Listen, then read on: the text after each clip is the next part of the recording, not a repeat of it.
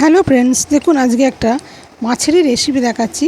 আশা করি আপনাদের খুব ভালো লাগবে। আর এটা একদম সম্পূর্ণ পেঁয়াজ রসুন ছাড়া। তা দেখুন, প্রথমে আমি আগে সর্ষের তেলটা সম্পূর্ণ সর্ষের তেলই করেছি। সর্ষের তেলটা দিয়ে দিলাম।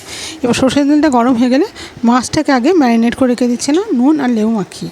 তারপর আমি তেলটাও গরম হয়ে গেছে, এবার মাছগুলোকে ভাজবো।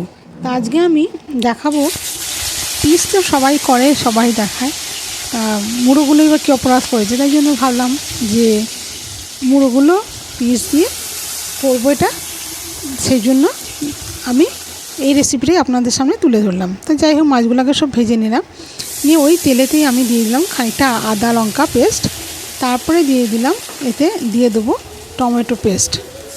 টমেটো পেস্ট দেওয়া হয়ে গেলে এতেও খানিকটা লঙ্কা দেওয়া আছে, দিয়ে এরপর এটাতে আমি এই যে শুকনো মশলা দেখছেন, সেগুলো শুকনো মশলা বলতে একটু সর্ষে, একটু তিল, একটু পোস্ত আর কাশ্মীরি লঙ্কার গুঁড়ো, নুন, হলুদ, এমনি লঙ্কা এইসব দিয়ে আমি তৈরি করেছি।